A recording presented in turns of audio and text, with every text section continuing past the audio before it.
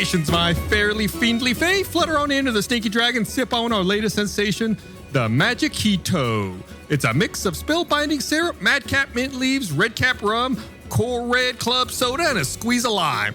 This refreshment is a force of nature that puts the wild back in Feywild. Previously, our adventurers found themselves in a wintry wilderness struggling to fend for themselves. They fought off some cold-blooded wolves, crawled across an icy lake, and have now come upon a mysterious mountain echoing spine-chilling screams. What waits inside for our intrepid interns? Pull up a chair and let's continue our tale.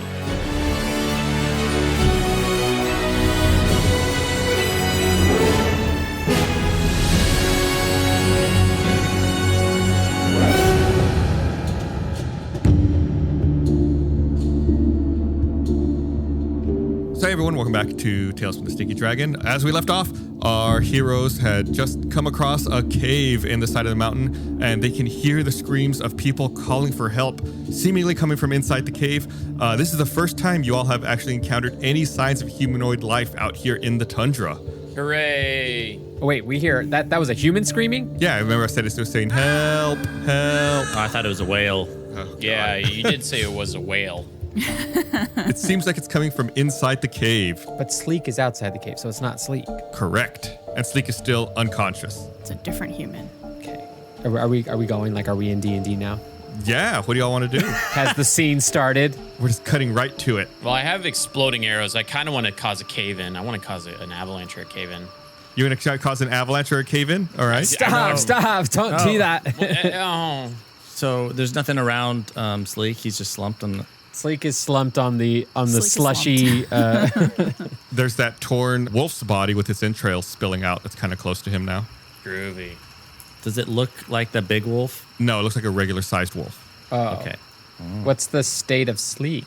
It seems like he's taken a little bit of damage from where he was being dragged by the wolf, but he is still unconscious and breathing. You know, I don't know. He's not dead, if that's what you're asking. Give him some berries. Berries and cream, berries and cream.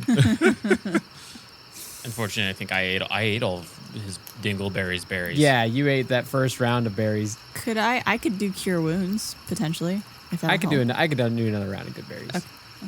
This is totally that meme of when you go against a boss person and they're like huge and monstrous, and then when they join your party and then like Slique is like taking a freaking nap in front of the thing. Slique was so OP. He had an entire city like under his brain, and then now he blows. Well, He doesn't have his loot. That's why he's kind of sad. God. Yeah.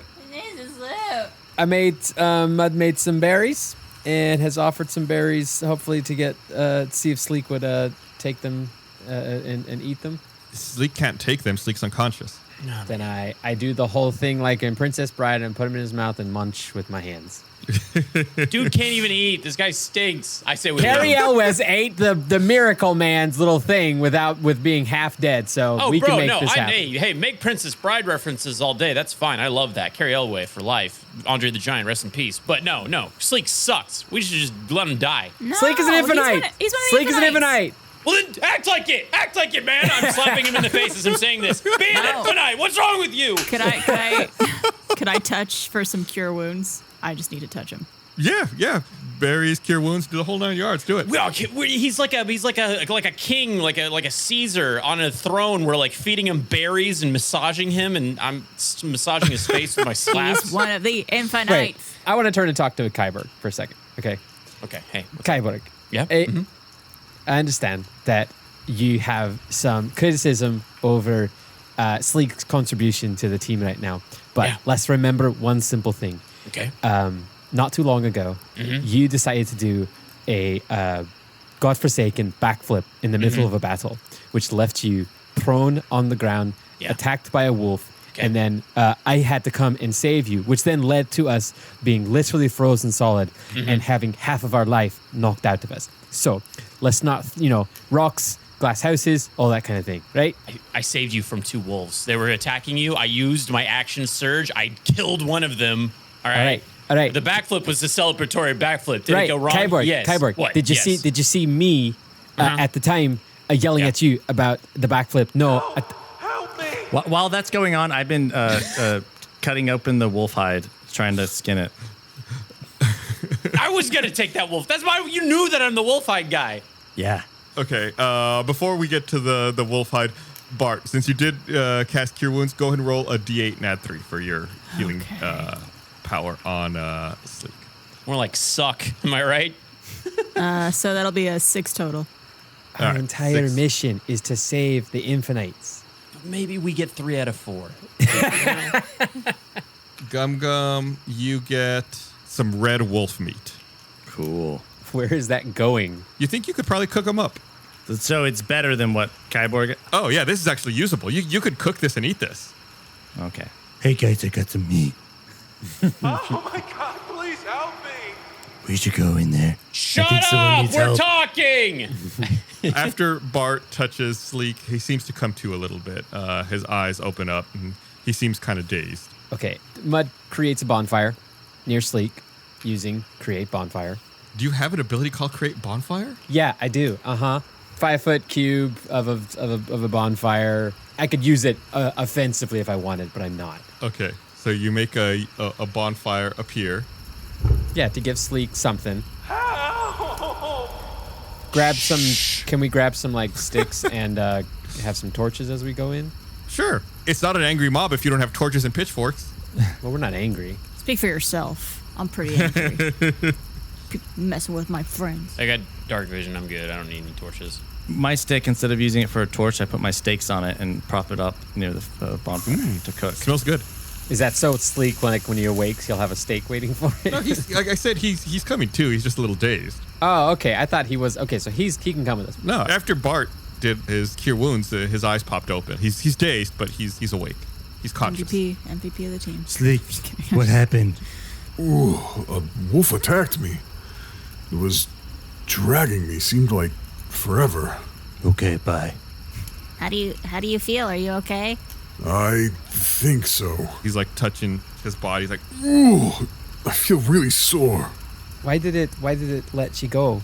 I'm not certain. Did you all kill the wolf? he sees the carcass of the wolf next to him. Not that one. Is this really Slique? I want to do a perception check. Oh yeah, go and roll a perception check. Or I think you would be insight is actually what you're thinking of. Like to okay. determine if someone's lying. Yeah. All right, sorry. Plus 0. Great, thanks. 13. Yeah, you think he's telling the truth. You don't sense anything false. Mm-hmm. Mud also rolls an insight. Got an 11. Are you also trying to see if Slique's trying to see? No, you don't sense any deception. We're just so confused because he was really powerful Just before. as a reminder, and I now have he's- a ring of truth. Yes. Just so you know. If anybody wants to figure stuff out, it Bart's should your be man. me. It should be me. Go for it. I mean, I'm pretty sure it's Slique. You guys rolled pretty okay. Okay. Instead of then, if he's coming with us, I was making that bonfire for him. Could I put a bonfire at the, like, into the cave, and then also use control flames to make it double brightness to see if it like illuminates what's going on inside that cave before we enter it? Ooh. Yeah, you could do that. You die from smoke inhalation. Reroll character. Carbon monoxide poisoning. Yeah. The cave entrance is an arrangement of 2 large stalactites and 2 large stalagmites. It's kind of reminiscent of fangs in a yawning mouth. Does it say only a diamond in the rough can enter? Is that what it's doing? Oh, I was thinking more Castle Grayskull, less Aladdin, but that's cool. No, it's always Aladdin. Yeah, you're outnumbered here. By the power of Grayskull. And there's 2 passages branching off after the entrance of the cave. One of them seems to lead east and one of them seems to lead west. I go left. Of course you do. I want to clarify something that Mud said a little while ago. So do you make the bonfire? Do you want Slique to stay at the bonfire or what's your plan with that? I mean, that was my original thought. I must have misheard or not heard that, like, what the state of Slique was, but I thought Slique wouldn't be, like, travel ready at all. So I was thinking we need to leave Slique here and keep him safe as much as possible. So I thought a bonfire might. You can tell him to stay at the bonfire if you want. That's up to you guys. That's kind of what I was asking. I mean, is he going to continue to suck or is he gonna like, put on his big boy britches and actually help out for once? I don't know. I can't answer that. Okay. Well, Can you do the control flame thing to make a fire barrier in case people try and come in after us? ooh. It's an instantaneous action, and so I can extend the flames 5 feet in one direction, and it's already a 5-foot bonfire, so I can make it a 10-foot wide bonfire. Is that enough to stop to cover the exit? How long does it last for? Does it stay forever or what does it The do? bonfire stays I guess it's a 1 minute concentration. So yeah, it's just I can't once 1 minute goes by and the bonfire goes away. Yeah. So for 1 minute, you could protect yourselves. Yep. So the answer is no. Cannot make a wall of fire that will protect us in perpetuity. Big word. In perpetuity. Here, I have an idea to help us. Can we all go into the entrance of the cave, and then we'll all listen very carefully to see if we can hear that help again, and we might be able to tell which direction it's coming from. Can I present an alternative? You may do. Okay. I face the cave's entrance and I say, Marco! And I wait. Do they know what that is in this land? Everyone knows what Marco Polo He was is. a very famous wizard. Marco!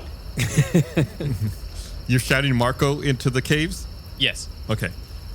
You get no reply. I tried my best, guys. I don't know what to say. Can we go to the entrance and try it? I think we should probably go in regardless because that's where we heard the Yeah, voices yeah. coming from, right? Yeah. Or the I mean, voice. can we go in and like listen before we pick a direction? I would like to do that. I mean, you know where I want to go. Where's all those helps you kept saying over and over again, Gus? Roll a perception check. Can everybody roll a perception check? You asked me. Well, I said I specifically wanted to be in character and tell the group, can we all stand there and listen? Because I wanted the whole group to Well, participate. you go first. Can I get a perception check from you? You can get it. It's 18. What do you want? I also got an 18. You feel like the help screams or the cries are coming from the western exit. That's left. If we're facing north. Are we facing north? I guess I should clarify. When you all enter the cave, you're going south into the cave. Just FYI. I should have painted that picture. So this is the right. west This is a right turn. to the right. Correct. Okay, so let's go right. I don't know if I can follow. Can you Kyber, do you like go Can you do like if you do a full like 360 turn to the point where then the cave entrance that we need to go the direction we need to go to is a left? Can you do that? Like a Zoolander kind of thing? I want to point something out. I just did a real dumb. That only Mike is the only one who caught it because Mike is the only other person who could see the map. I was looking at the map upside down. Perfect. This whole time. Oh no! So you are entering to the north. So yes, west is to the left. Thank you, right. Micah. I've looked at this so many times. I never. I was looking at it upside down, a real idiot. Okay, so you want to go to the west where you're hearing like the sounds seem like they're coming from? Yes. Go left. Yeah. Mud smacks Kyborg's butt and tells him to take the lead. Gives him guidance along the way. Oh, you got it. What's Gum Gum doing? I haven't heard Gum Gum in a while. Well, Gum Gum's waiting to everyone to stop talking so we can go into the cave. Touche. So the exit to the western side of this room, it's a good size. The passage goes straight for about 20 feet. Then it takes like a 90-degree turn to the right. And it opens up into a good-sized square room. Let's call it 30 feet by 30 feet or so. Wait, Kyborg perceives that Weston Girls by Pet Shop Boys is playing in this direction. The ceiling in this cave room, I don't know what to call it, cave room. The ceiling in here is pretty heavily cracked, and there's some fallen rubble on the floor all around the place, and there's a few old circular frayed pillows on the floor near the northern wall. And on that northern wall, it looks like there's some ancient cave paintings as well. Is this whole cave like rock or ice? This particular cave you're in, this room you're in, is all rock. In the room we're in, is there any other signs of an exit anywhere else, or are we like in a... Oh, thank you. I forgot. I omitted that very key detail. There is another exit on the northeastern side of the room. I just finished playing Link's Awakening on a Switch, and so I'm in total like Dungeon crawling mode. You know, it's like, does one of the walls have a cracked area that I could lay a bomb at? You know, Might I go inspect the cave paintings, sire? Oh, of course. Unless you all say otherwise, I'm going to assume everyone else is down near the southern part of the room where you all entered this cave. yeah. Can I go with him? Yeah. Gum Gum and Kyborg cross to the other side of the cave to inspect the cave paintings on the northern wall. It seems like, they're really old and maybe they've been marred or rubbed. You're not sure. Maybe like fallen rubble has scraped against them over the many years. At the bottom of the paintings, it seems like there's paintings of people bowing to something above them. What does it look like? Thanos. Make me an investigation check. Number one investigator. Make an art history check. 5. Number one investigator with a -1 modifier. Oof. Batman looks sick. I got a 6 on investigation. Gum Gum has a -3. Kyborg and Gum Gum look very closely at the paintings, and indeed, they are paintings. Good job. There are Drool. people at the bottom that seem to be bowing to something above them. This is really good. This is really good work. This is good stuff. Could Bart come take a look? Sure. If you want to take a closer look, go ahead and roll an investigation check as well. Yeah. Could I get up on Gum Gum's shoulders so I could get even closer to it? Bart, come look. Come look. Sure. If Gum Gum allows it, sure. Yeah, Would that give me an advantage? No. Dang it. Okay. but it'll be fun. Worth a shot. All right, 13. It looks to you, Bart, like it seems like the people are worshiping some kind of white and blue beast, maybe like a bear. And all around the beast, there's symbols like sun and snow and wind and lightning. So I think it's a bear, and he said it's white and blue. Yeah. Or is it gold and black? Do you have an inspiration die? That's pretty good. You already have one. Wait, I don't get it. I don't either. It's the dress thing. It's It's a bad the reference. blue and black versus white and gold dress that Oh. everyone's debating about. What a callback. Yeah, good times. It's blue and black, by the way. Anyways, as we're Correct. continuing. Correct. Okay, so I'll communicate that with the team, just because they've had a tough time seeing what it is. I'm cross-eyed and drools hanging from my lip. You said there are like disheveled pillows around the floor? Yeah, like old frayed pillows along the northern wall, close to where the paintings are. But did they look like are they the kind of like a sleeping pillow or are they like a sitting pillow? Why did Kyborg roll for an unarmed strike? Pillow Why did Kyborg roll for 2 unarmed strikes? Pillow fight. I get advantage because it was a surprise. 20. Are they like sitting pillows? So, like, you come up. Do you also want to go up, I guess, to take a closer look at the pillows to investigate them? No. So you're trying to look at the pillows from the far southern portion of the room. You can't tell from where you are. They're pretty far. Okay. They seem to have anime girls sewn in. It's strange. Oh God. Wait, do you think they sew the anime girls into those pillows? Like some sort of like grandma is sewing anime girl onto Well, them? no, but I don't think that they have the printing press. That Oh, sews, okay. Do you think they reap what they sow? Hey. Can I do like some sort of like a check to just look around for anything out of the norm or like holes in the walls where darts are gonna fly out or like something's gonna shut behind us kind of thing? Can I do like a trap check? You want to, like check for traps? Yeah, Mud's looking for holes in the walls for traps, right?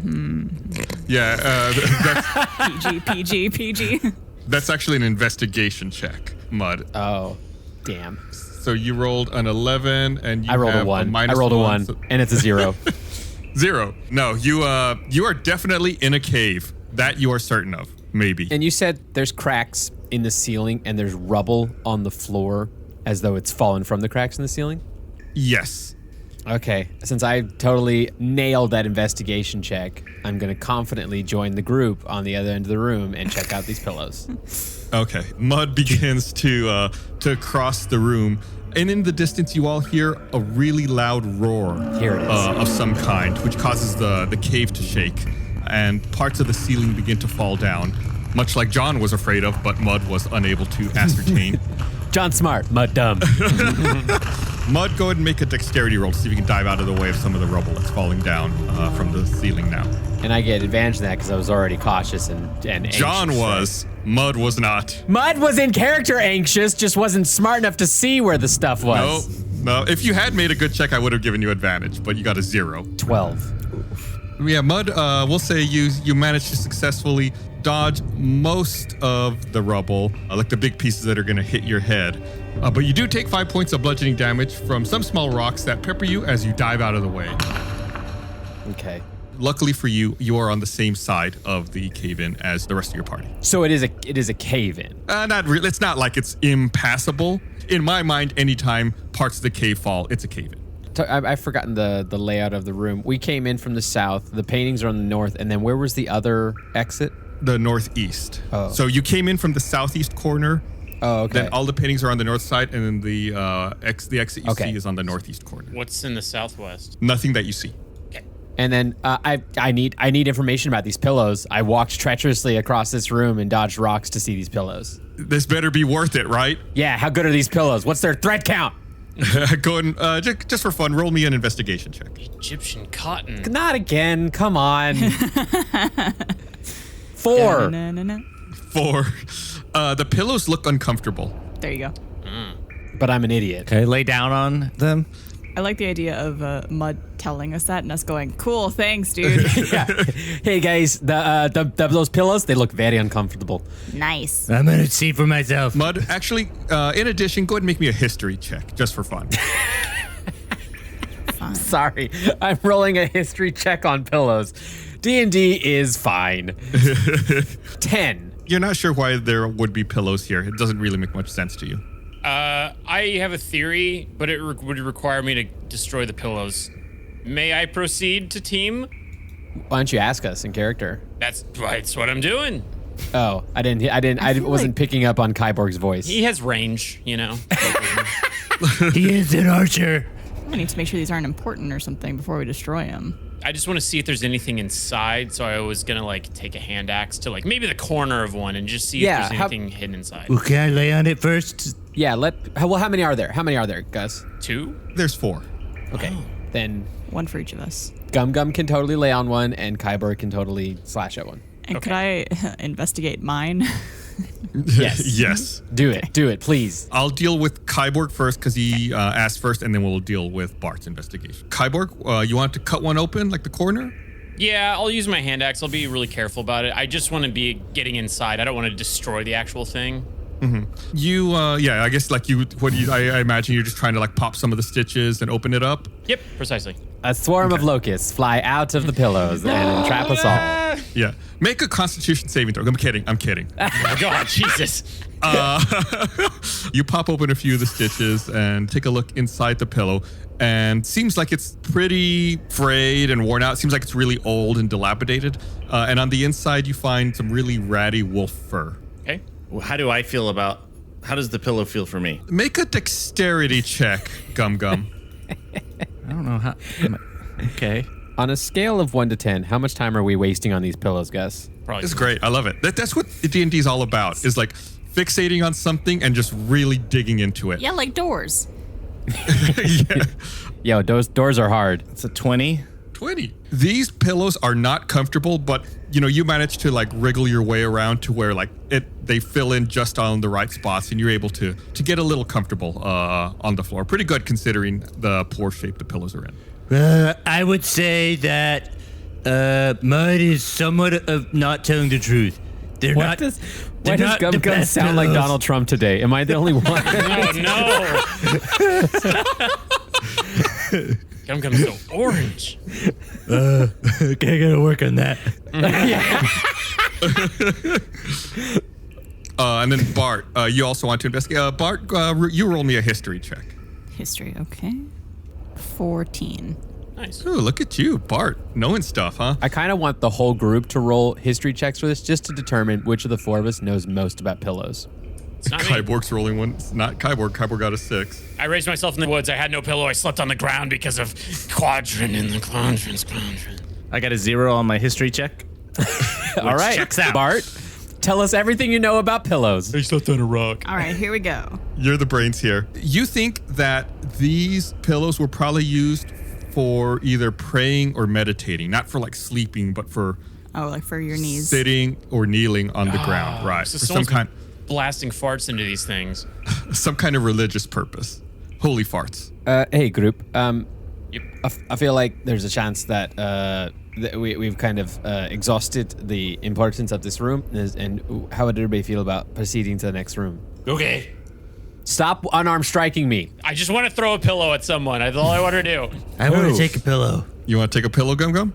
Yeah. All right, go ahead and write down frayed meditation pillow. It's probably going to come in handy in some really stupid way. I'm counting on it. Well, Gum likes to pick lots of things up, is what I've noticed. One of these days, I gotta do an inventory on Gum and see how much stuff you're actually carrying. And then we should do a follow-up TikTok where Chris carries the amount that Gum is carrying. Yeah. Gum is currently carrying 137 pounds of stuff. Damn. That's not Wow. bad. That's 2 plates on a barbell. I think he can handle that. Chris is strong. Do you want to proceed to the next room? Possibly. You're here. I guess so, yeah. I think we've determined this is clearly some type of worship room. Some sort of blue and white deity. And that's the only thing we A need bear. to know. Yeah. And he had sun, some snow. What I think else he's one of was- those. I think he's one of those Charmin bears. Wind and lightning. Wind and lightning. Definitely a Charmin. You writing those? You writing those down, Bart? Yeah, I'm writing them down in my memory. I have it's like a lock and key in here. DDR3. Definitely not writing this with a Sharpie and a little notepad in real life. Just for the listeners, I want to point out Mud has the second most gear at 91 pounds, then Kyborg at 83.75, and in last place is Bart with 60.5. I was curious. I hadn't looked. For weight, Yeah. Why do I have so much gear? which is, inappropriate because Bart is the strongest on the team. So he should. Oh, my great club is pretty heavy. I was like, what is that? I was wondering if that was going to trigger Blaine or not. Always does. Always will. Okay, so you all want to go on and leave this room? Yeah, let's see if we can find the compass in the next room. Whee! So you all exit out of this cavern, through that exit up to the northeast. It's a passage that bends a bit, goes down, bends for about 20 feet, and opens up into a pretty big rectangular room, about 30 feet by 40 feet in size. This room looks to be pretty clearly man-made, like it's been carved out. The floor is pretty smooth stone, and there's 2 long stone tables that run parallel down the middle of the chamber. And there's a group of stalactites arranged in a circle on the ceiling in the center of the chamber. Boss music plays. Roll for initiative. I think we're in some sort of Dining hall? dining area. Okay, you want to eat? I'd say look at the spiky things on the ceiling, Gum Gum. You see them? Yeah. All right. We're going to avoid standing underneath those, okay? Okay. All right. It's just the 2 tables, there's nothing, and then there's nothing else on the floor or on the walls. Make me an investigation check. Stop. We need better intelligence in this group to make these checks. That's a 13. It's quite dark. That's not bad. Not bad. It seems to be a pretty Spartan room. There doesn't really seem to be anything else out of the ordinary, other than, like I said, the floor is pretty smooth. And the walls are, kind of smooth. It's not super rough stone. That's what kind of leads you to believe that this cave is man-made and not a natural formation. What's the light source of this cave? Is it just torches on the walls? It's pretty dark. You all said you were bringing some torches in? Yeah, from my bonfire. Dark Yeah. vision. So. Yeah. So it's pretty dark in here. Okay. Tables have anything on them? Make me a history check just for fun. Okay. Just for fun. It's a 1. No such Or thing. 3. Not a 1, a 3. There's nothing out of the ordinary. The tables do have some plates and cutlery that seem to be really old.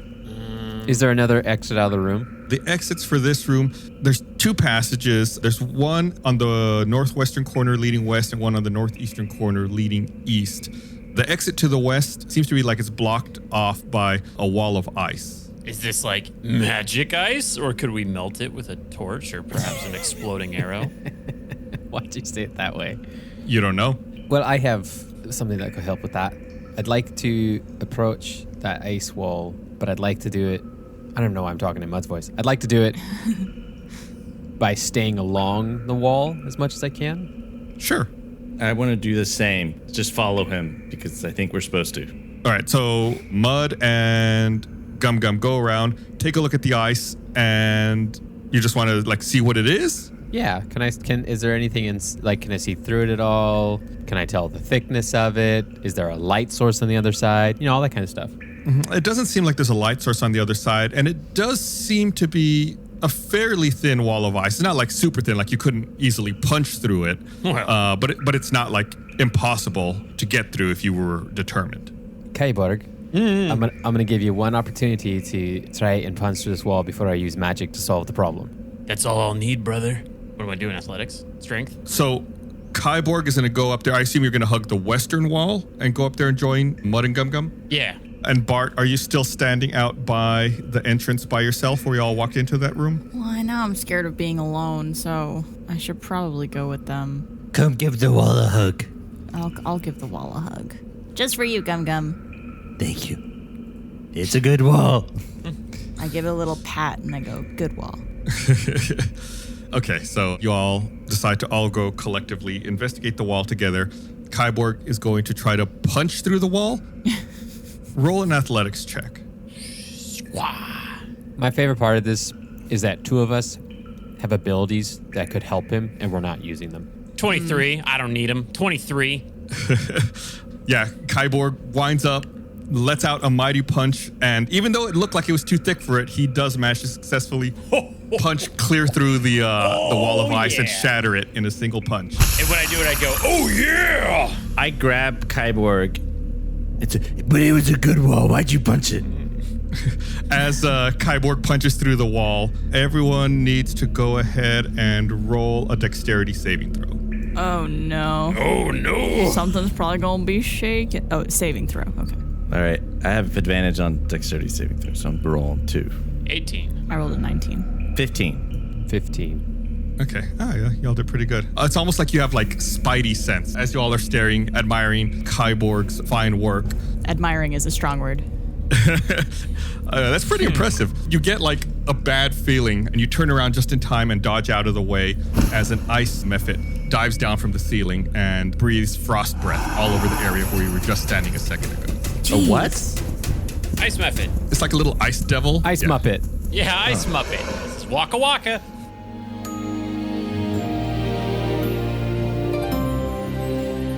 I want to say thank you to everyone who's been engaging with us on social media at Stinky Dragon Pod. Love seeing all the feedback in the comments. You feel free, please send us fan art, homebrewed magic items, nothing crazy, no plus 100 sword or whatever.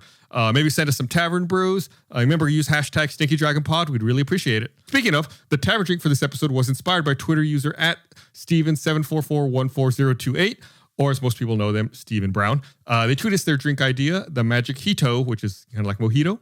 Maybe you have an idea for the next tavern drink in the intro. Send us your beverage using hashtag Stinky Dragon Pod, and it might be in a future episode. And I'm not sure if we've addressed this in the campaign, but when it comes to critical hits or nat 20s, as a DM, I personally like to give the player full damage die plus whatever they roll plus their bonuses. I know some people like to roll double damage die or double the results of their damage die roll.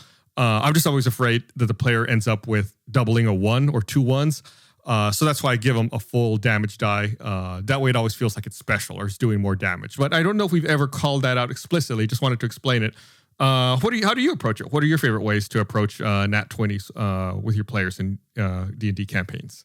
Hey guys, it's me, Blaine, and I got a quick question for you. Do you like puppets? Well, of course you do. Everybody loves puppets. Well, I have some great news for you, Tales from the Stinky Dragon fans. We adapted the Infinite campaign into its own puppet show called Stinky Dragon Adventures.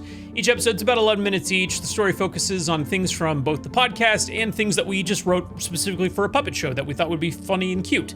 You can check it out at our Patreon at stinkydragonpod.com. And here's a little sneak peek just so you can kind of see what you're in for.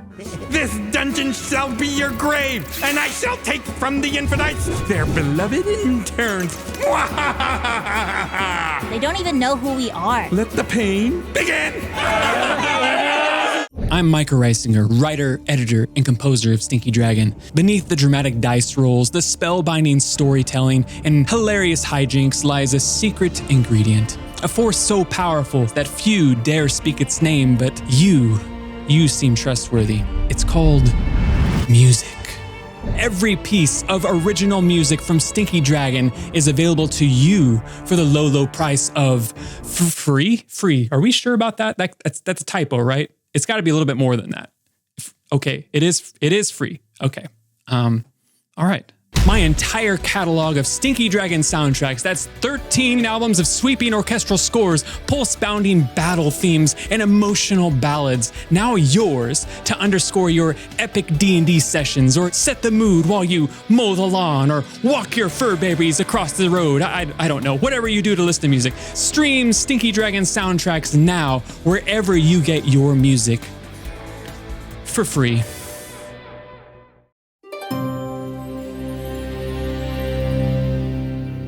So you do manage to avoid the brunt of its breath, but you still do take a little bit of damage. Everyone takes 3 points of cold damage. Is that all you got? And everyone needs to go ahead and roll initiative.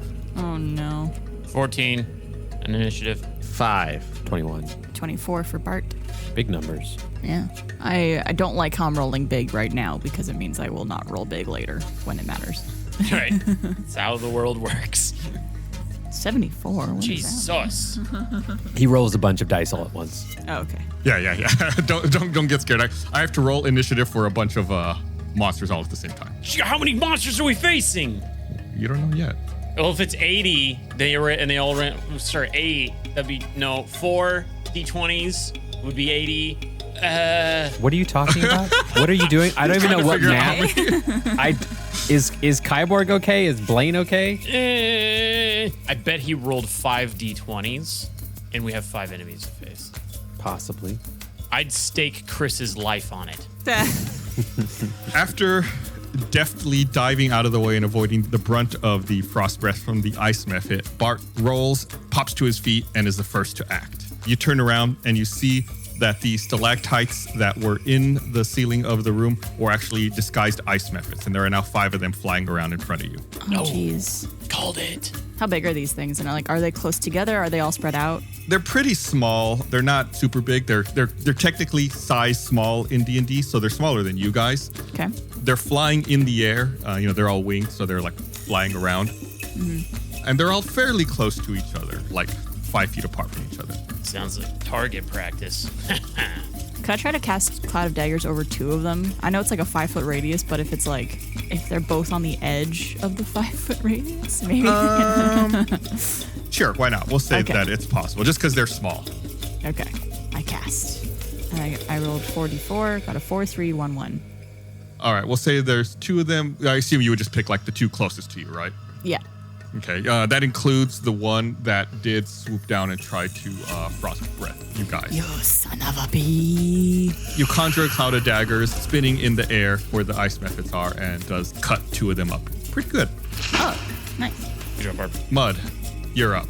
I'd like to cast Summon Beast. I call forth a bestial spirit, and I get to choose air, land, or water, and it takes the form of a creature of that nature that is native to where we are. So I'm gonna cast a air beast. So what's native here? Zubat. Like an owl or a bloodhawk, maybe. Okay, that's fine. One of those. It doesn't really matter exactly. Let's do an owl. I think owls are cool. I like owls. And so now I have a friend, and he gets to have an attack after me in the order. What do you want to call your owl? Maurice. Who? Maurice. There it is. Crazy old Maurice. We're all gathered around this kind of broken wall, and we're in the northwest part of the room. Correct. And the mephits are kind of all scattered around the middle of the room. They drop down from the middle of the room, and they're all just kind of behind you, just east of your position. Copy that. Then I'd like to, as a bonus action, use Hidden Step and use my moving action to, get to the other east corner of the room, just to kind of get away from where they're probably all their attention's on this area where we all are. So you want to go to like the opposite exit of the room, like the northeast corner? Yeah. And I'm hidden with Hidden Step until the start of my next turn, or if I attack or I deal damage, my beast doesn't count. And then I'm going to have my owl. I'm gonna have Maurice. Which ones took damage from Bart? The 2 that are closest to you, include one of them was the one that breathed that frost breath onto you guys. Okay, so then there's 2 that took damage. 1 did frost breath. Let's attack the other one with Maurice. The one that took damage, but not the one that used frost breath. Correct. Okay. She has a maul attack. Maurice is a girl. Okay. And so she's gonna maul that guy and your spell attack modifier to hit. Yeah, so roll a d20 and add your spell attack modifier to it. I always forget where that is on my sheet, what mine is. If you click on spells, it's at the top. Your modifier is +5. Oh, there it is. Thank you. It's fun to learn things. It's fun to learn things. That's a nat. So Maurice, she rolled a nat 20. Crazy old Maurice. Oh, nice. Maurice gets a critical hit against the remaining ice mephit. And so that is a D8 plus 4. Okay, so you get 8 automatically since it's a critical, so roll another D8. It's D8 plus 4 plus the spell's level piercing damage? Yeah, so you said it's a 2nd level spell. So 2. So 4 plus 4 plus 2. Which is actually enough damage. That one mephit does fall out of the air, unmoving onto the ground. Yeah! Nice little bit of damage there. Maurice did a murder. Yay. Baby's first murder. Ready really sad no one's getting my Beauty and the Beast reference though. So I'm totally getting it. Barbara, I'm here. Okay, I'm here to get every Disney reference. Okay, and then I'd like Maurice to fly back towards me. Okay. I know owls can disengage. Yep, for free. flyby. The beast doesn't provoke opportunity attacks when it flies out of an enemy's reach. There you go. And I guess summon beast as well. I know that the bestial spirit uses a different stat block than the actual owl. That's very cool. Yeah, it's kind of a cool little spell. Yeah. All right, cool. It is now the turn of the mephit that initially attacked you guys with frost breath. Oh, but it's still in the cloud of daggers. It's starting its turn in the cloud of daggers. So it takes even more damage from being in the cloud of daggers, and it wants to get away from that. It's obviously very hurt. No, stay a while. Hang out. Get over here. All of a sudden, you see it moving its little hands, and all around you, a really thick cloud of fog appears, obscuring the vision for everyone except for Mud, who's on the other side of the room. So all around where you guys are, the area is heavily obscured, so you can no longer see what the mephits are up to. Well, that's annoying. Yeah. Then Mud, from your perspective, you see the mephit take damage. You see it conjure up a cloud of fog, and then that particular mephit begins seemingly to try to escape. It's making its way over in your direction.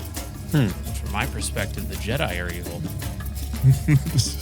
Okay, so one of the other mephits turns. It's also going to try to back its friend up and move to the east in Mud's direction. So they're all just kind of like retreating? Two of them are, from your perspective. The other two have not moved yet. Well, you don't know if it's retreating necessarily, but they're moving in your direction towards the exit where you're standing by. Why are you coming at me? Hey, you're the one by the exit. But I'm invisible. You're invisible, right? So maybe they're just heading towards that exit. Kyborg, you're up. Do mephits see through invisibility? Last I saw, were they all grouped together still, or were they spreading apart? Last you saw, there was the one in the cloud of daggers, and then the other three were kind of grouped together behind the initial two. Okay. And then am I able to move out of that fart cloud that he just cast on us? Yeah, you have to either move to stay in this room. You'd have to move either south or east, or you could head west through the broken ice and exit this room. Oh, I don't want to do that. I don't want to leave my friends. Does that open me up to an attack of opportunity? No, none of them were threatening. None of them were within like a 5-foot range of you. So no. You called us friends. God, I regret everything. I'm going to move out of the fart cloud. In which direction? South or east? I guess wherever Gum Gum is, because he was out of it, and it would be nice to be near a friend. No, Mud was out of it. Mud's invisible. You don't know where he is because he's invisible. Oh, got it. Can I go to his last known area or something? I just want to get out of the fart. His last known area was next to you. Right by you. Oh my god. God, I hate this. I'm sneaky. You don't know where I am. I guess to the point where they are the furthest from. I want to move to that So area. you would probably go south just to be safe. All right. That would be my recommendation. All right, you head south a bit. You say it's about, you have to go about 20 feet south, and then eventually you are out of the area of the spell, which puts you in about the middle of the room, close to one of the tables. Are there still stalactites up in the air, or were they all the mephits? Good question. No, there are no more stalactites on the roof of the ceiling.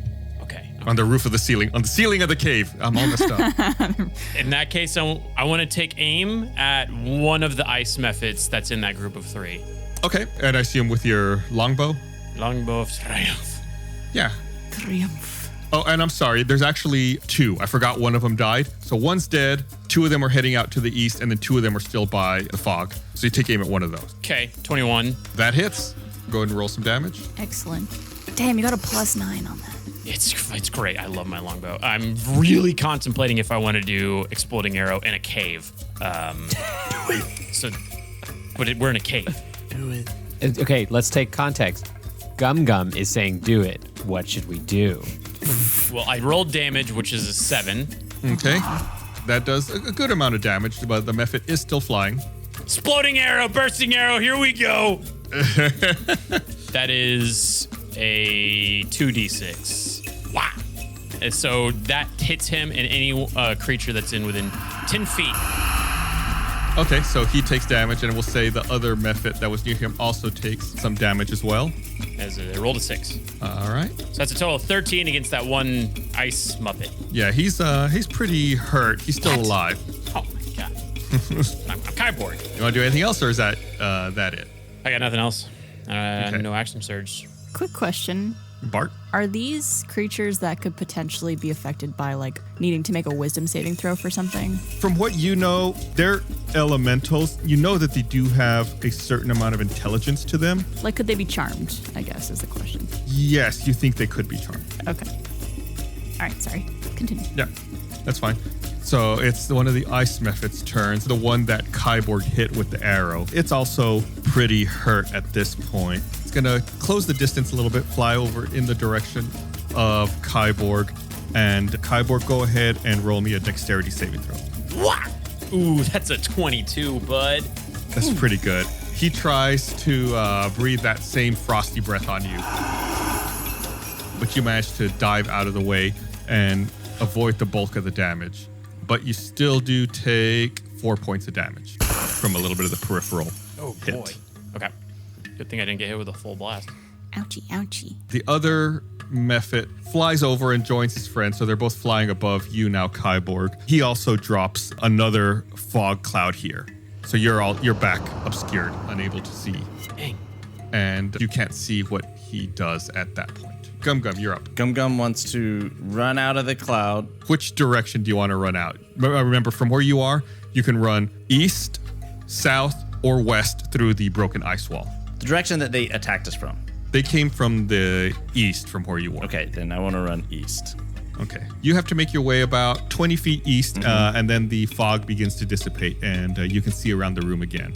From where you are, again, you're kind of in the middle of the room, but you're up against the northern wall. There's 2 mephits a little south of you, and then 2 mephits just to your east as well. Okay, and which of the 2 look the most hurt of the pair? One of them that's to the east looks like he hasn't been touched at all. The other 3 all seem like they're in varying states of being injured. Can I go to the 2 that are grouped together that are already injured? Yeah, those are the 2 down to the south. Okay, I'm going to run to them, and I'm going to recklessly attack them. If I did like 2 hand axes, could I swing at both of them? Well, unless you have an ability that grants you multiple attacks, you only get 1 attack roll. Well, then I will swing my great axe at one of them. Okay, I'll say you take aim at the one that's the most damaged. Yeah. All right, go ahead and make your attack roll. Ha! So 22. 22. So it hits, and you do 8 points of damage with your great axe, which actually fells that ice mephit. You actually hit it so hard with your axe that it explodes into like a burst of jagged ice. Holy moly. And you actually need to make a dexterity saving throw because there's ice shards flying everywhere. Okay. Gum Gum's so strong. Strongest one on the team, probably. Let's not get hasty.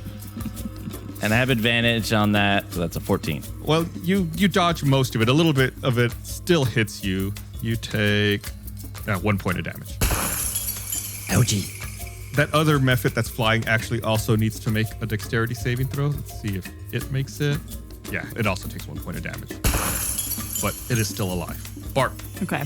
I'm going to try something here. I don't know if I'll be able to do it or not. How many are left now? You cannot see from inside the cloud. Metagaming perspective, there's 3 left. Okay. I'm going to try this. I'm going to try Enthralling Performance, which 1 per short rest. You could choose 3 creatures that watched and listened to you perform for 1 minute. Each target must make a wisdom saving throw and is charmed if it fails for 1 hour. I will say, if you need to perform for 1 minute, each round is 6 seconds. That means you need to perform for 10 rounds then. Oh, really? Yeah. Oh, okay. So I probably can't use that then. Like, you could start it, but like it would take you a while to do it. You'd just be playing music. Yeah, warming up and tuning my guitar and stuff like that. Bart, put the loot away. What are you doing? Hold on, guys. This is a performance of a lifetime. Anyways, this is Wonderwall. This is the kind of ability that's good for like, not necessarily in combat, but like if you're in a town and you want to like try to like persuade people, like the townspeople to help you or something. It's that kind of thing. Like, yeah, it's more of a non-combat ability. Gotcha. Okay. Well, I'm gonna cast Dissonant Whispers then. Okay. First of all, you're still in a fog cloud, so you are gonna need to exit in one direction. Same as everyone else, you can either go east, south, or west through the ice wall. And I don't know where they are, right? Correct. Yeah, you're not sure where they are, just because you're so obscured. Let's go south. Okay. So you head south just a little bit. You got to go about 20 feet. When you emerge from the fog cloud, you're standing next to Kyborg. You can see just a little bit to your east, kind of in the middle of the room, is Gum Gum with 1 ice mephit. Then the northeast exit, there's 2 mephits. Okay. Could I cast the Dissonant Whispers on the one near Gum Gum? Yes, they need to make a wisdom saving throw, which is a wisdom saving throw of 13. 10. It fails the save. Most excellent. Okay, so I do 3d6. Oh, damn. Got an 11. You cast Dissonant Whispers and you fill its head with all kinds of whispers, so intense that you make the mephit's head blow up, and he also explodes into shards of ice. Oh, no, wait. Gum Gum's near it. Gum Gum, make a dexterity saving throw. No. Sorry. Gum, like, I'm imagining that laugh is in character and it's like firecrackers. So he's like, oh. Yeah, Gum Gum, you manage to avoid the bulk of it. You take a little bit of damage still, just from the sheer amount of ice that's blowing by you. You take 2 points of damage. Okay. What was going on in his head?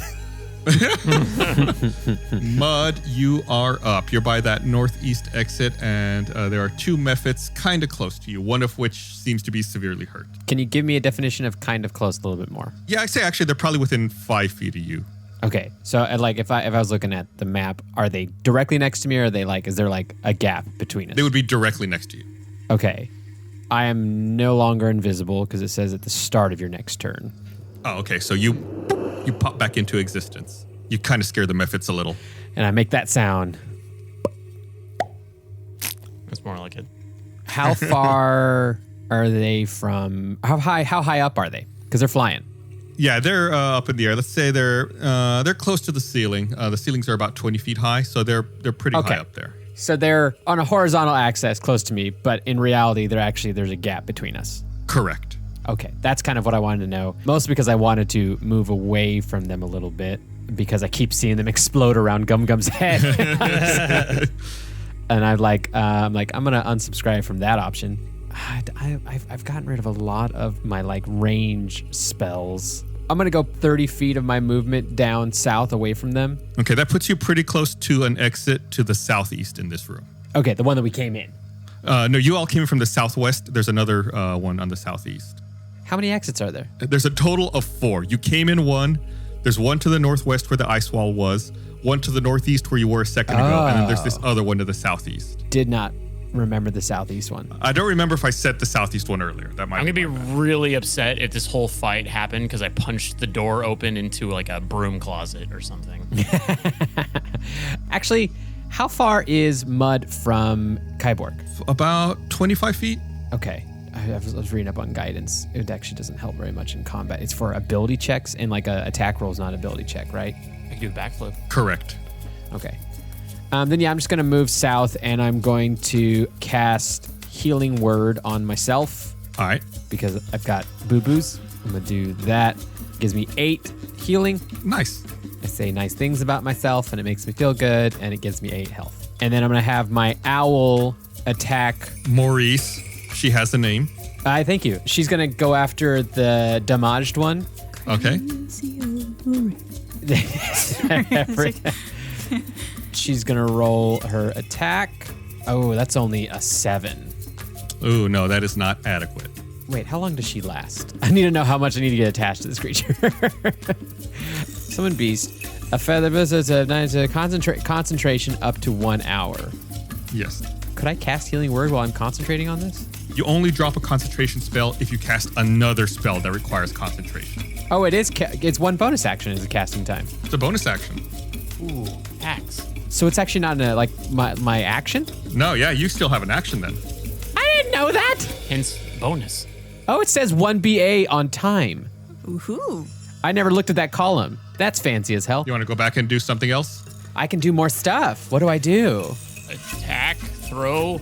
I don't have really anything to throw. I have a great club.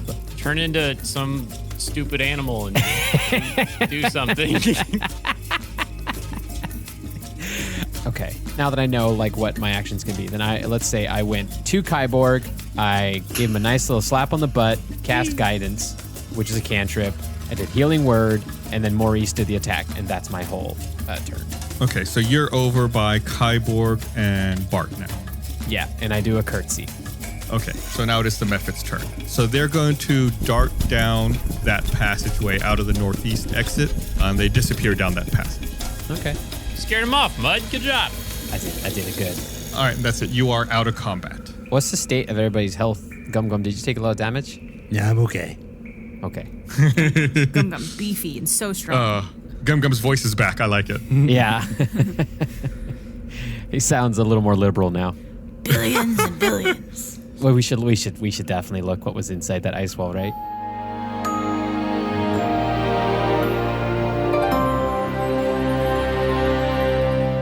Hey everyone, I want to tell you about something really awesome we're doing over on our Patreon. We've been playing Baldur's Gate 3, the award-winning D&D video game, but completely in character as Mud, Bart, Kyborg, and Gum Gum. So if you think our normal adventures are chaotic, wait until you see us in a fully open-world RPG where anything is possible. Bart's looking for love, Kyborg tries to solve every problem with backflips, Mud tricks me into using Bart as a weapon, and Gum Gum is learning about life and where babies come from. So if you like the Infinites, this is for you, and it's only on our Patreon. We've got a whole collection of exclusive gameplay videos, like John and I playing Elden Ring as Gunther from Campaign 3. There's also D&D one-shots and mini-campaigns with new characters and wild adventures. So go to stinkydragonpod.com, where you can access all of our exclusive content and a bunch of other cool perks. That's stinkydragonpod.com. It is the best place to directly support the making of this show. Thank you so much. Thanks for watching this episode of Tales from the Stinky Dragon. Hey, speaking of Tales from the Stinky Dragon, did you know there are many, many ways you can directly support the show? One of those ways is by checking out our online store at store.stinkydragonpod.com and picking up some awesome merchandise. We have products featuring not only every campaign, but every player's character as well. Everything from hats to shirts, to hoodies, to stickers, to mugs. All things Stinky can be found at store.stinkydragonpod.com. Plus, as an added bonus, if you make a purchase at store.stinkydragonpod.com, you might get a personalized thank you audio message from one of our cast or crew. Talk about value. So open up a new window right now, head over to store.stinkydragonpod.com and tell them Gus sent you. I rolled like a 35 on my persuasion, so you have to. Go. What do you wait? Go.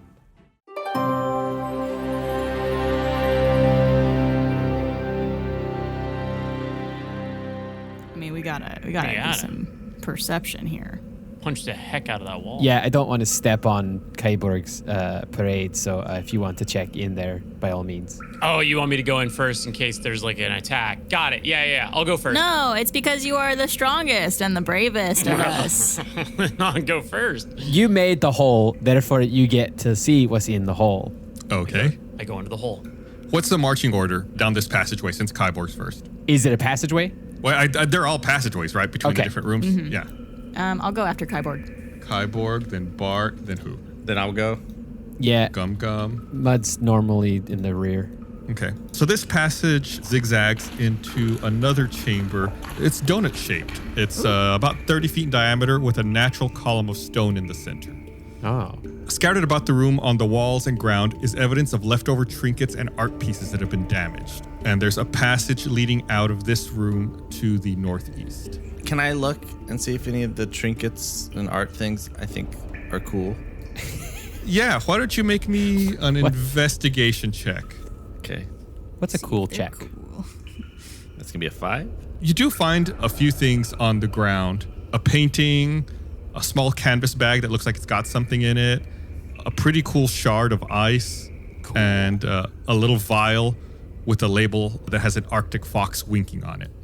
Oh. Ooh. Can I take the Arctic fox winking thing and look in the bag? Yeah, you take the vial, pick up the bag, and inside of it are 10 silver pieces. I found some money and a winky fox.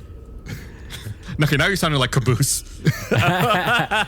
Is the vial filled with liquid? Yeah, there's a liquid inside of it. What color is it? A neutral amberish color. Can I hold it up and see if anyone recognizes it? Or like, what would that be, like a survival check or something? Medicine. Yeah, I guess just make a medicine. All right. Nat 20, 25. Ooh, 20. Oh, we got a 20 over here too. I got a 2. Bart, are you curious too? You want to make a medicine check? I guess. Come on, be in the Nat 20 club. Be in the Nat 20 club. You don't have No, In the 20. Be the big boy 20 club. to. 9. 9. I had a +4 modifier, and I still. Kyborg and Mud, it doesn't look like any medicine you're familiar with. You think it may be some benign liquid. It doesn't seem like it would have any kind of curative properties to it that you're familiar with. Guess I gotta drink it. Can I also hand the silver out to split amongst everyone? Oh. Yeah, there's 4 of you and 10 silver pieces, so divide it how you want. I'll take 2. Yeah, do 2, and you keep the 4. Yeah. Finder's fee. Good job, Gum Gum. Gum Gum does not feel comfortable with that. He wants. He gives. All right, Gum I'll Gum. take 2. He'll take 2. Who do you want to give the silver to? I want 2, you get 2, and then he gets 2, and then he gets 2, and then he gets 2. And then we turn around. There's a monster standing there. You can give the other 2 to Slique, who's been very quiet so far. Okay. I'll take the extra 2. I'll take the extra 2. Mud says, I'll take the extra 2 to give to Slique later. Okay. Good call. There we Good go. call. He doesn't deserve this. I forgot he was there. I was just doing Gum Gum. I did math. too until I was like, who's the other one? I was like, oh yeah, Slique's there. Beautiful baby Slique.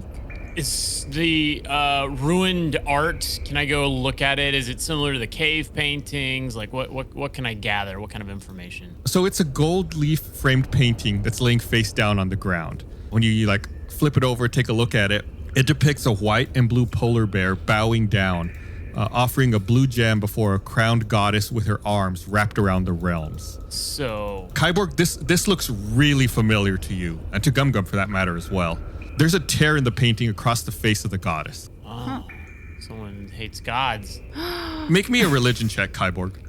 I'm thinking of that guy from our first campaign who hated the gods. Yeah. Oh yeah. That's a 10. Feral Very Saul. neutral. 10. Oh, I bet it's from that time we went to that church. Oh. Gum Gum, make me a religion check just for fun. Oh, I got a nat 20, but it's a 17. You have a For me. -3 religion. He's very atheist. He's Gum Gum remembers this. It makes you think of the mural you saw at the Temple of Daya. oh right, where we sang the songs. It was Holy really cow. uncomfortable. Yeah. So that's Daya. And it's holding a blue thing up at her. Yeah, it's holding up a blue gem. Like the blue thing on the ground that I saw? Ice? It looks like a gem that the bear is offering. The thing on the ground looks more like a shard of like real sparkly ice, not a gem. Oh. Crystal Is meth. it the same bear as that we saw before? It looks very similar. Yeah, like the white and blue coloring is pretty unique. So people were praising the bear, and then the bear is, I guess, answering to Daya. And we also heard a big old roar earlier, which I'm assuming is the boss battle, which is the bear. Do you guys remember anything about your time at church learning about Daya? I just remember that the nun had tattoos, and I kind of thought she was hot. I had a lot of confessions. You did. Can I pick up the the ice thingy? Yeah, it's just like a shard of ice. It's about 3 inches long. It's cold. Yeah, make an Arcana check, Gum Gum. 7. Your inner wizard feels like there's some kind of magic pulsing through this shard of ice. Ooh. Can I do I want to pull out my Boomba wand and try and see if I can sense the actual magic, the source of this magic, which I can actually I have a thing called magic awareness. You open up your mind to feel the magic around you, and you sense a strong magic coming from this piece of ice, some kind of evocation magic. Evoke. You think if you focus and use this, you can unleash some kind of powerful cold against your enemies. Ooh. Then they'll need tissues, and they'll be sneezing a lot. I will become a great ice wizard.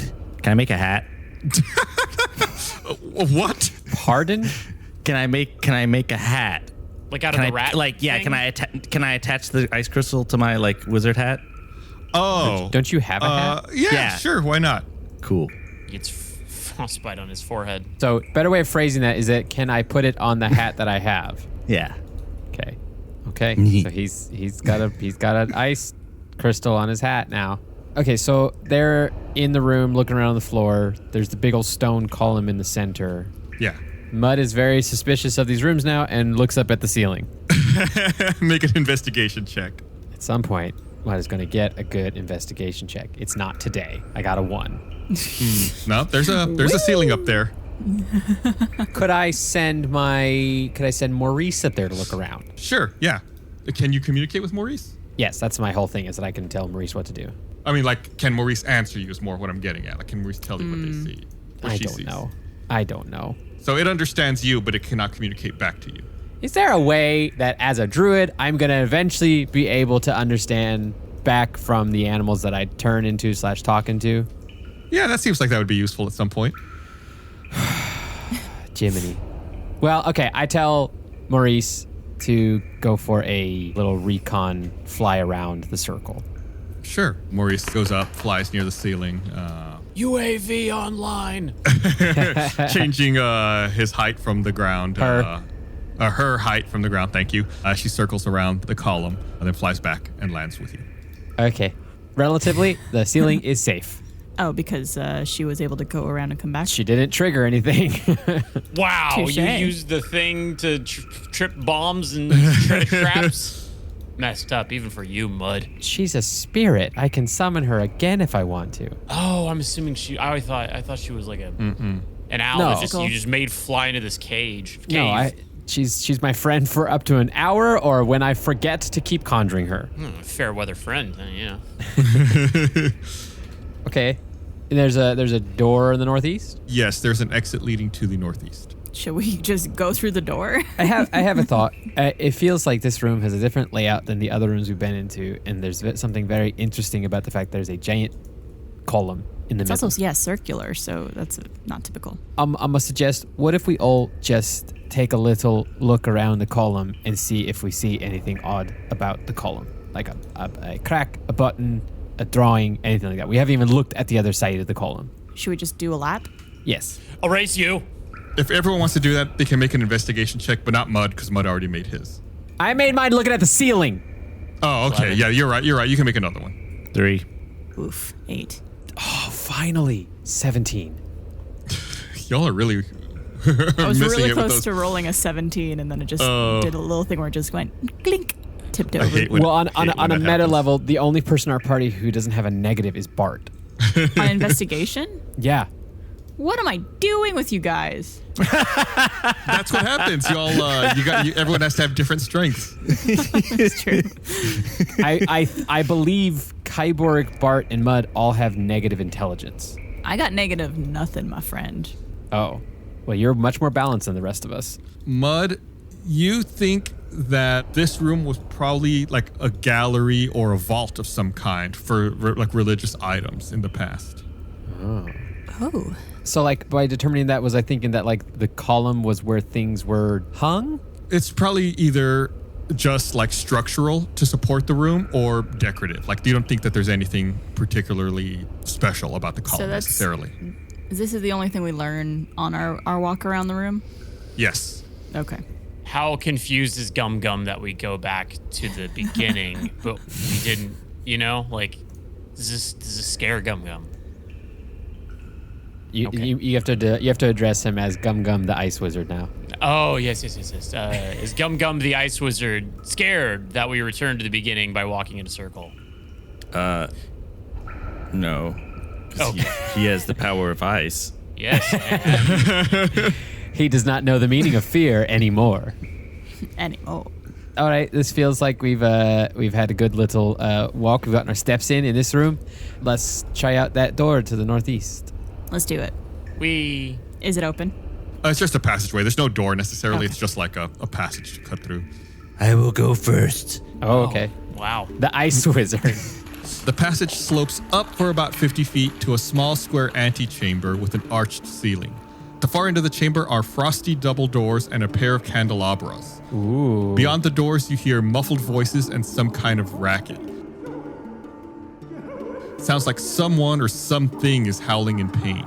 Oh, no. However, in the center of the chamber is a small pool of icy water, splitting you off from the door and whatever lay beyond it.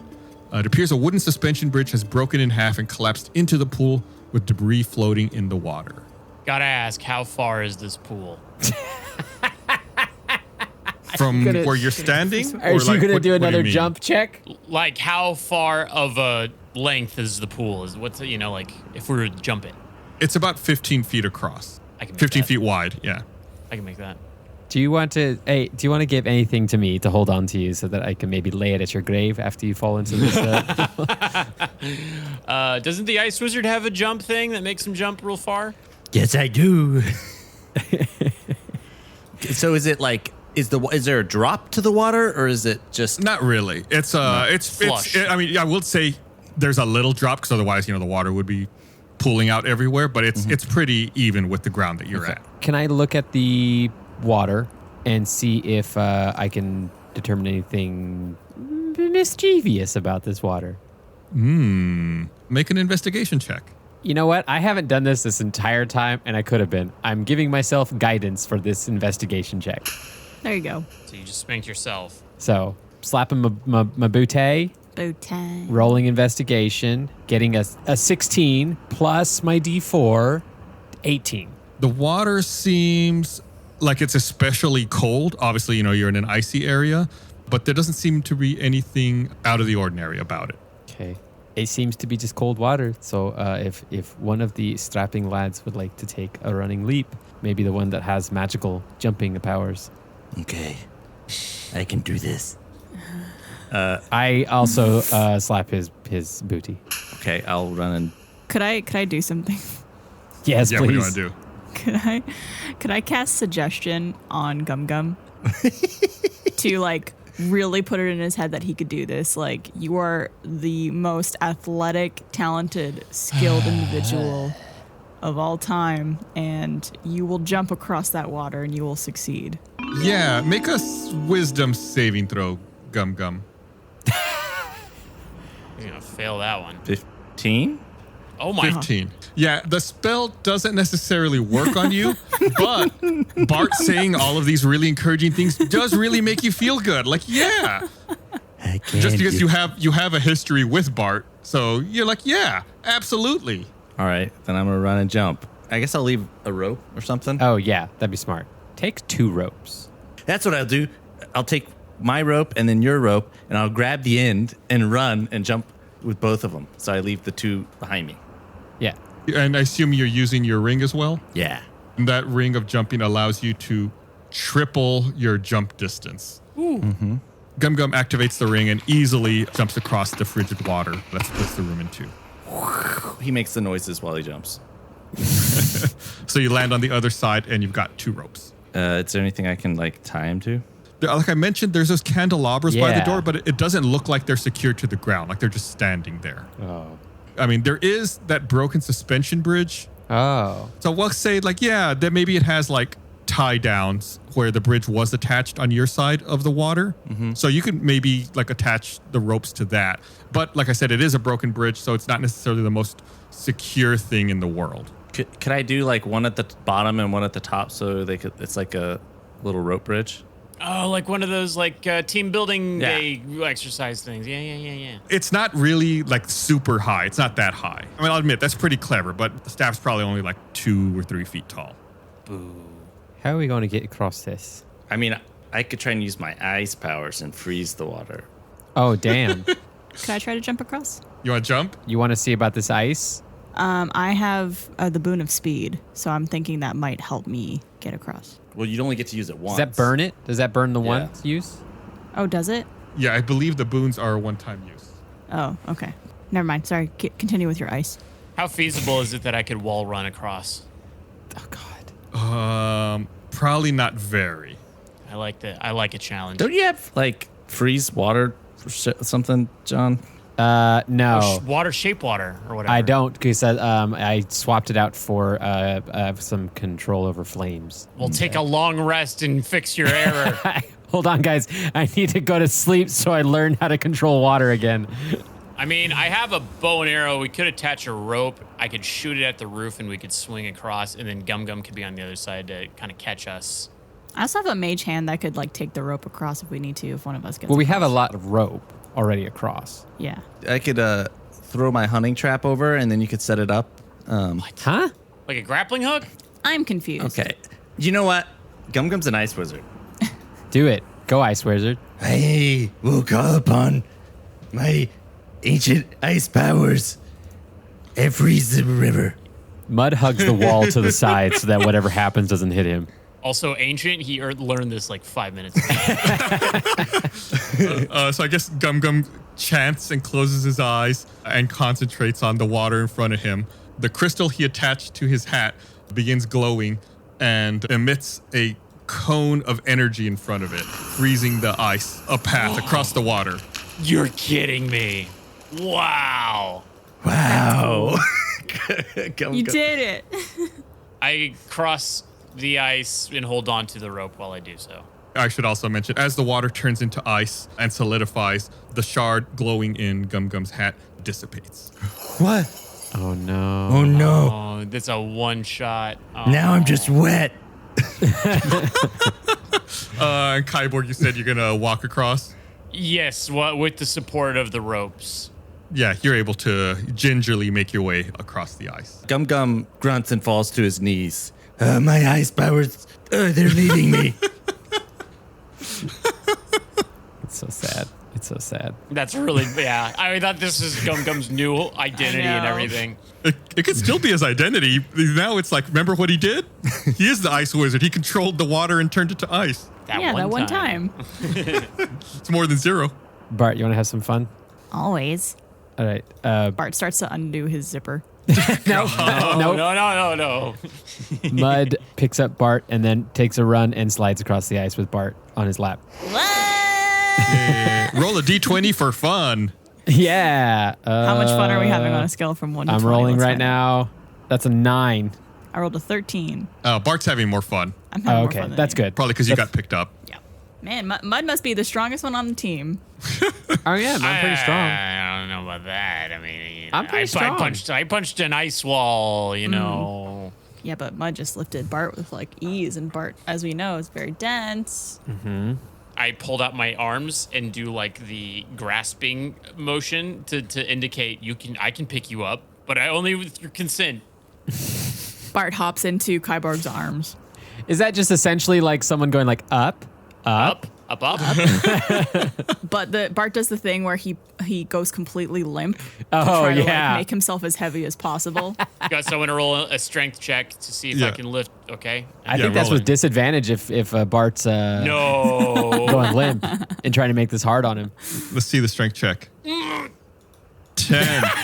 The veins in your neck are bulging, but you managed to overcome Bart's dead weight and lift him successfully. Easy peasy. Roll for pulling a hernia. You've got a bump right below your belly button now. Yeah. Oh. Sorry, that's ugh. Mud now remembers there's like someone in distress sounding on the other side of this door. Yeah, like I said, it's a frosty double door, and flanking it on either side are a pair of candelabras. Should we just shoot the candelabras like right from the get-go? I don't trust them. They're gonna come alive. You know that they are. I say we lasso them and then we whip them into the water. Yeah, I mean, you can. I'd say this looks more like a fancy entrance is what this looks like. Can we go up to it and listen, see if we hear anything? The door? Yeah. Okay. Gum Gum approaches the door, presumably to listen. Make a Constitution saving throw, Gum Gum. Oh, God. 18? So Gum Gum approaches the door to try to get a listen, and very briefly, you hear a howl in pain that seems to just suddenly stop and get cut off. And as that happens, you fall down prone on the ground, weakened. Oh. That ice shard really just took a lot out of Gum Gum. Can I back away from it? Yeah, and then you slide yourself away from the door. So is it the noise that affects me? No, you don't think so. You think there's some kind of magic. Okay. Hey, Gum Gum, what happened? I don't know. There's some great magic power. I will see if I can figure it out with thinking. And then I'll use my magic awareness again to see if I can understand what's going on. Once again, Gum Gum opens up his mind's eye to feel magic, and you feel different magics coming from around the door. You like maybe divination and maybe some necromancy. There's magic. That way. Is the door made of ice or covered in ice? I described it as frosty, so I'd say it's like covered in ice and frost. Mud uses control flames and tries to use the flame from his torch to shoot towards the door and melt the ice. What flames are you controlling? Like your torch, you said? I actually could control either my torch or I could even control those candelabras. The candelabras, actually, they're just the candelabras. They don't actually have any candles in them. They're not lit. Oh, well then my torch. Flame on. Yeah, the flame shoots out. You're able to control it. It's pretty cool, honestly. And very quickly melts the frost and ice on the door. They begin sizzling, and the doors creak open.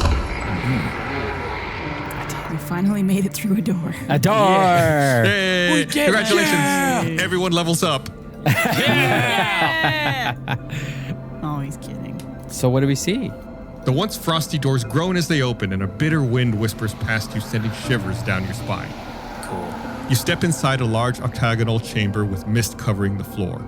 All around the room are alcoves carved into the cave walls, housing snow-covered shrines. In the center of the room is a thick column of ice with a humanoid frozen inside and unconscious. Someone you don't seem to recognize. The biting wind picks up again, but this time the whispers sound like unfamiliar words. The doors behind you shut with a slam, and the misty floor begins to ripple. Several shadowy figures slink beneath the fog, heading straight towards you.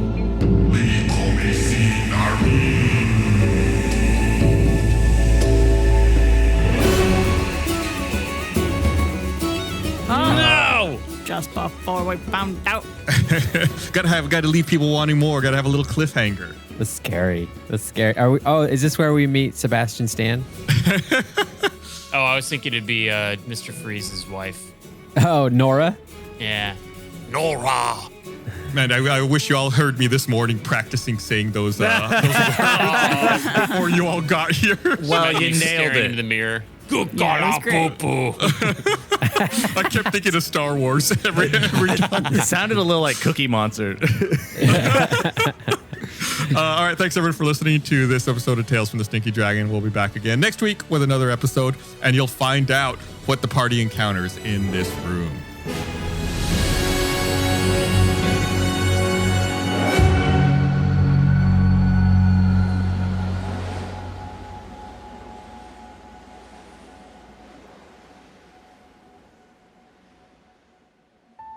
Thank you for watching this episode of the Infinites campaign. We're releasing episodes from this campaign every Monday here on YouTube, or you can listen to the entire campaign right now on Spotify or any podcast platform you like.